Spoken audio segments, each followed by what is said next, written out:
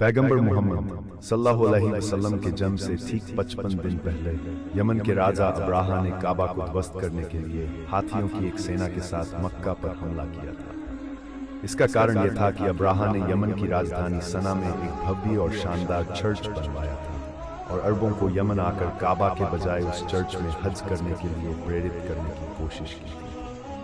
जब मक्का के लोगों को ये बात पता चली तो किनाना जनजाति का एक व्यक्ति गुस्से में यमन गया और वहां के चर्च में शौच कर उसे गंदा कर दिया। जब अब्राहा ने यह घटना सुनी तो वह क्रोधित हो गया और काबा को ध्वस्त करने के लिए हाथियों की एक सेना के साथ मक्का पर हमला कर दिया। उसकी सेना के अग्रिम दल ने मक्का के लोगों के सभी ऊंट और अन्य पशुधन, जिनमें अब्दुल मुत्तलिब के 200 या 400 ऊंट भी शामिल थे, लूट लिए थे। अब्दुल मुत्तलिब इस घटना से बहुत दुखी हुए, इसलिए वह इस मामले पर चर्चा करने के लिए अपनी सेना के पास गया। जब अब्राहा को पता चला कि कुरैश का सरदार उससे मिलने आया है तो उसने उसे अपने तंबू में आमंत्रित किया। जब उसने अब्दुल मुत्तलिब को एक लंबे, भव्य और अत्यंत सुंदर व्यक्ति के रूप में देखा जिसके माथे पर नबूवत का प्रकाश चमक रहा था, तो अब्राहा उसका रूप देखकर भयभीत हो गया। वह अपने शाही सिंहासन से उतरा और उसे सम्मान देने के लिए खड़ा हो गया। उसने उसे अपने पास बिठाया और पूछा, कहो कुरैश के सरदार, आपके यहाँ आने का क्या उद्देश्य है? अब्दुल मुत्तलिब ने उत्तर दिया, कृपया हमारे सभी ऊंट और बकरियां सौंप दें जो आपके सैनिक लाए हैं। यह सुनकर अब्राहा ने कहा, हे कुरैश के सरदार, मैं समझता था कि आप बहुत बहादुर और अद्भुत व्यक्ति हैं, लेकिन आपने मुझसे अपने ऊंटों के बारे में पूछकर मेरी नजरों में अपनी गरिमा कम कर दी है। ऊंटों और बकरियों का सच क्या है? मैं आपका काबा नष्ट करने आया हूं, आपने इसके बारे में कुछ नहीं कहा।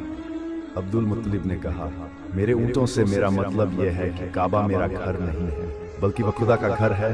वह अपने घर को खुद बचा लेगा, मुझे काबा की जरा भी चिंता नहीं है। यह सुनकर अब्राहा ने अपने फिरौनी लहजे में कहा, ए मक्का के सरदार सुनो, मैं काबा की ईंटें तोड़ दूंगा और धरती से उसका नामो निशान मिटा दूंगा, क्योंकि मक्का वालों ने मेरे गिरजाघर को बहुत अपवित्र किया है, इसलिए मैं इसका बदला लेने के लिए काबा को तोड़ना जरूरी समझता हूँ। अब्दुल मुत्तलिब ने कहा, तो फिर तुम जानते हो और अल्लाह जानता है मैं कौन होता हूँ तुम्हारी सिफारिश करने वाला। इस बातचीत के बाद अब्राहा ने सभी जानवरों को वापस करने का आदेश दिया और अब्दुल मुत्तलिब सभी ऊंटों और बकरियों को साथ लेकर अपने घर गया और मक्का वालों से कहा, तुम लोग अपने मवेशी और गाय बैल लेकर मक्का छोड़ दो और पहाड़ों की चोटियों पर चढ़ जाओ और दर्रों में छिप जाओ और शरण लो।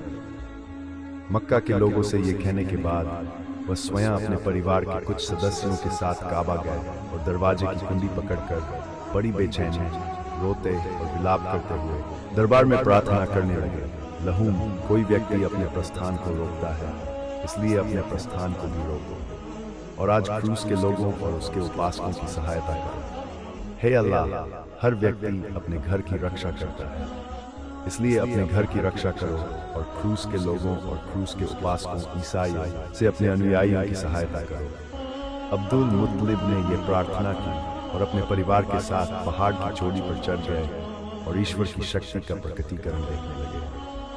जब अब्राहम सुबह अपनी जरार सेना और हाथियों की एक पंक्ति के साथ काबा को ध्वस्त करने के लिए आगे बढ़ा और मुगमिस नामक स्थान पर पहुंचा, तो उसका अपना हाथी, जिसका नाम महमूद था, तुरंत बैठ गया। उसने उस पर कई बार प्रहार किया और उसे बार बार चुनौती दी, लेकिन हाथी नहीं उठा। इसी समय ईश्वर का प्रकोप अबाबीलों के रूप में प्रकट हुआ और छोटे छोटे पक्षियों के झुंड अपनी चोंच और पंजों में 3-3 कंकड़ लिए समुद्र से काबा की ओर आने लगे।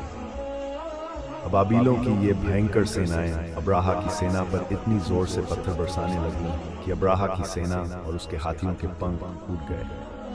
हाथियों पर पत्थर मारना सर्वशक्तिमान ईश्वर के प्रकोप और प्रकोप का ऐसा प्रहार था कि जब एक कंकड़ हाथी सवार के सिर पर गिरा तो वह उस व्यक्ति के शरीर को भेदता हुआ हाथी के शरीर से आर पार हो गया। अब्राहा की सेना का एक भी आदमी जिंदा नहीं बचा और अब्राहा और उसके हाथियों समेत सभी लोग इस तरह तबाह और बर्बाद हो गए कि उनके शरीर टुकड़े टुकड़े होकर जमीन पर बिखर गए।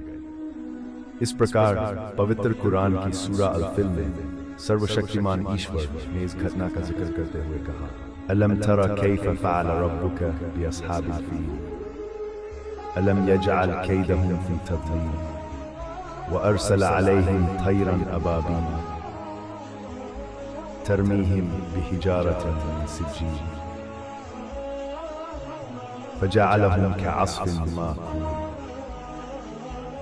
अर्थात प्यारे, क्या तुमने नहीं देखा कि तुम्हारे रब ने हाथियों के साथ क्या किया है? क्या उसने उनके तंबू नहीं उजाड़ दिए और उन पर पक्षियों के झुंड नहीं भेजे कि वे उन पर कंकड़ मारे जिससे वे चबाए हुए भूसे के समान हो जाएं? जब अब्राहा और उसकी सेना का यह हश्र हुआ तो अब्दुल मुत्तलिब पहाड़ से नीचे उतरे और ईश्वर का शुक्र अदा किया। उनके इस चमत्कार की चर्चा दूर दूर तक होने लगी और सभी अरब उन्हें एक ईश्वर भक्त बुजुर्ग के रूप में सम्मान के योग्य मानने लगे।